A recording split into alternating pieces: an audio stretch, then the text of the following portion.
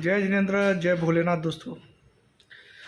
तो आज 17 तारीख हो गई है, 17th शनिवार का दिन है और सैटरडे। और कल यूएस मार्केट नेगेटिव बंद हुआ, एक अच्छी खबर है। भले ही 100 पॉइंट, और मंडे को छुट्टी है वहाँ पे, जून 10th कोई कुछ इसके कारण से छुट्टी है वहाँ पे। तो मंडे को तो हमारे ऑपरेटर एकदम हावी रहेंगे, अपना मन मर्जी का काम करेंगे। और अब नेक्स्ट वीक बहुत वाइटल है, क्योंकि देखिए अगर आप देखोगे तो 777 तो हम लोग लास्ट वीक में अचीव कर चुके थे।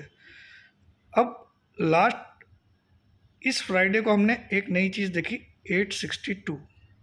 हालांकि 887 जो ऑल टाइम हाई है वो अभी भी स्टिल अलाइव है, but closing basis yesterday was the highest ever closing on Nifty. ठीक है ना, इससे ऊपर की क्लोजिंग कभी नहीं आई।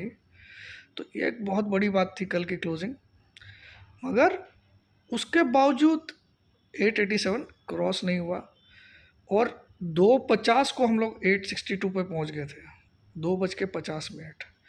यानी कि we had lots of time left. 40 minute था और 23 पॉइंट खाली और बढ़ना था, नहीं बढ़ पाया। सो दिस वॉज समथिंग, एक सेकेंड फैन चालू कर लेता हूँ। तो दिस वॉज समथिंग अनयूजुअल, क्योंकि आप खुद सोचो कि अगर चाहता तो कल ही वो मुकाम, अब ये मंडे को करेगा क्या? मंडे को इसके पास बहुत सारी चीज़ें हैं। नंबर 1 की छुट्टी है यूएस की, तो यानी कि अपनी मर्जी से जहाँ ले जाना ले जाएगा। और bank Nifty on the other and आप देखो, कल चाहता तो अपने आप को एक 44,000 का साइकोलॉजिकल फिगर के ऊपर वीकली क्लोज कर लेता, लेकिन नहीं कर पाया। अब अगर आप ठीक से देखोगे तो 30 मई को जो हाई बनाया था 44,490, उसके बाद 6 या 8 जून को उसको ट्राई किया था ब्रीच, 8 जून को ट्राई किया था उसके पास जाने का, लेकिन 459 तक गया। और अब देखो आज तक टिल 17 तक वो कहाँ खड़ा है? बिलो 44।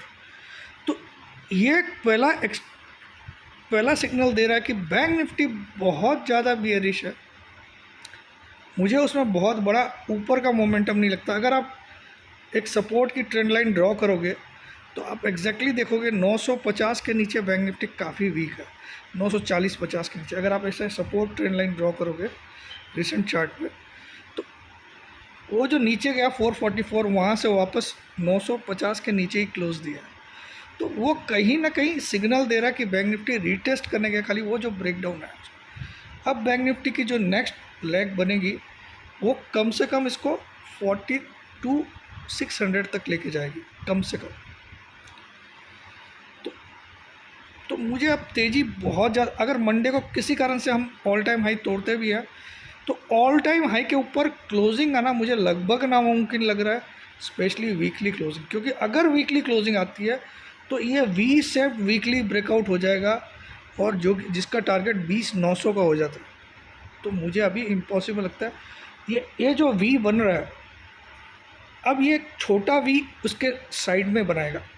ये एक वी हो गया जो अभी बन रहा है, उसका ब्रेकआउट नहीं आके ये छोटा वी राइट साइड में बनाएगा, तो एक कप एंड हैंडल जैसा आपको दिखेगा। और उसके बाद उस छोटे वी का ब्रेकआउट और छोटे वी का टारगेट ऊपर की तरफ देगा। हम जाएंगे ज़रूर 20,000, लेकिन अभी नहीं। पहले एक डिप आएगी जो 17,500, 600, 17,700 तक ज़रूर आएगी, ऐसा दिखता है।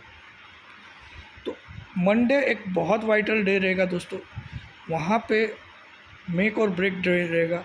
अगर हम ऑल टाइम हाई के ऊपर भी जाते हैं तो सस्टेन होना वहाँ पे काफ़ी मुश्किल होगा, क्योंकि वहाँ जो 2022 से जो लोग होल्ड करके रखे हैं माल, उस रेट का वो सेलर बन के आएंगे, या प्रॉफिट बुकिंग वहाँ पे डेफिनेटली अच्छी खासी आएगी। तो ये इतना आसान नहीं है उसके पार ऊपर होके क्लोज देना, और वीकली क्लोज देना तो ऑलमोस्ट नामुमकिन दिख रहा है मुझे।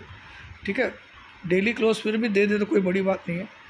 और मैं ऊपर में हाईएस्ट लेवल जो देख रहा हूँ वो 19,055 तक देख रहा हूँ बस। गिरावट और पीसीआर 1.29 पे आ गया है, मनी कंट्रोल वाला। और बैंक निफ्टी का भी 0.99 पे आ गया। तो अब गिरावट भी मुझे नेक्स्ट वीक 19 तारीख से 23 तारीख तक के बीच में मिनिमम 450 से 500 पॉइंट निफ्टी में गिरावट दिख रही है मिनिमम, और बैंक निफ्टी में मिनिमम 1000 से 1300 पॉइंट की दिख रही है। This is my clear statement. और अब देखिए, मैंने तो बहुत बड़ा दावा भी किया है कि अगर 17,600-700 के आसपास नहीं आता है 10 जुलाई तक, तो मैं ये चैनल अपने हाथ से ही बंद कर दूँगा।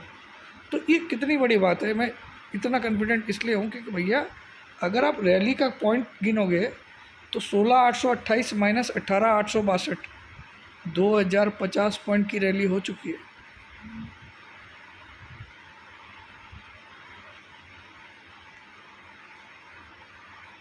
और इतने कोई अच्छे फंडामेंटल भी नहीं है हमारे जो हम इतना रैली कर रहे हैं। ठीक है, अभी भी हमारा रुपया 82 के ऊपर इंटैक्ट है।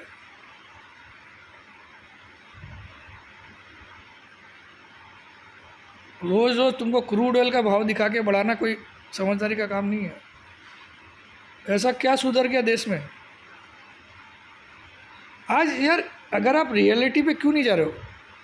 रियलिटी पे जाओगे तो आज 90% of the middle class businessmen are in huge financial crisis. This is reality of today. अब आपकी ग्रोथ रेट 7 है 8 है, उसको घाल लो अंदर, समझ में आया? तो किसकी ग्रोथ है ये आप भी जानते हो, यहाँ यूट्यूब में मैं बोल नहीं सकता हूँ। बाकी रियलिटी ये है। आज ये ऑफिशियल डाटा मैं देता हूँ, आज तक के 1947 से लेके 2014 तक का इंडियन गवर्नमेंट ने 47 से लेकर 2014 तक 55 लाख करोड़ का वर्ल्ड बैंक से लोन लिया था। और आज 2014 से लेकर 2022 तक के डाटा में दिख रहा है 155 लाख करोड़ का लोन, मतलब 100 लाख करोड़ का लोन इस गवर्नमेंट ने 14 के बाद से ले लिया। उसके पहले सब ने मिलकर 55 लाख। अब अगर मैं मेरी भाषा में बोलूं कि अगर मुझे लोन लेके ही ग्रोथ दिखाना है तो मैं उसको तो ग्रोथ नहीं मानता हूँ। ग्रोथ लोन लेके नहीं की जाती है, लोन चुका के की जाती है। बाकी आप समझदार हो। हर चीज़ को बेच के हम पैसा लाए, ना कि किसी चीज़ को बनाकर उससे पैसा कमाए, तो उसको ग्रोथ नहीं बोलते। हर चीज़ को मास्टर स्ट्रोक बोल देने से मास्टर स्ट्रोक नहीं हो जाता। आप रियलिटी पे जाओगे तो आज लाइक का बटन दबाओगे, रियलिटी पे नहीं जाओगे तो डिसलाइक का बटन दबाओगे। रियलिटी आप भी जानते हो, मैं भी जानता हूँ।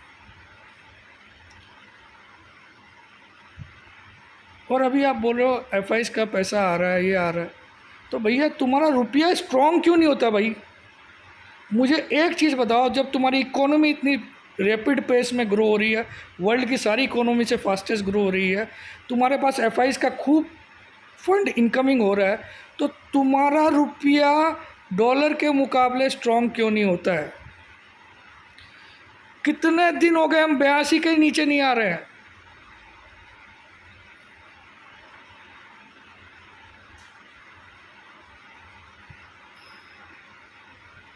मुझे तो डर ऐसा लग रहा है किसी दिन हमको 90 रुपये नहीं चुकाना पड़े $1 खरीदने के लिए।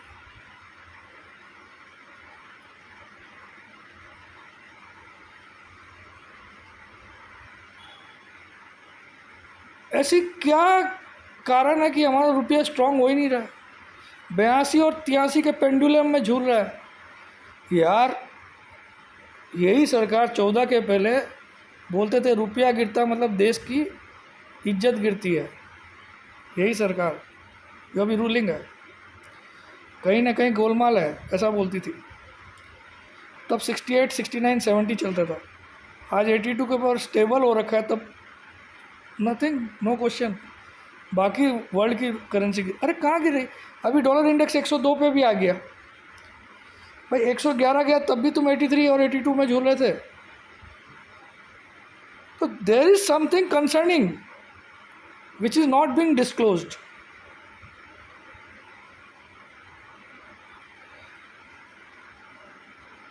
या भाई मेरी नॉलेज कम होगी तो मैं कुछ गलत इंटरप्रेट कर रहा हूँ तो मैं उसके लिए क्षमा चाहता हूँ पहले से ही भाई, क्योंकि मैं इकोनॉमिस्ट तो हूँ नहीं, बस एक मोटी अकल से मोटा सवाल पूछ लिया, है ना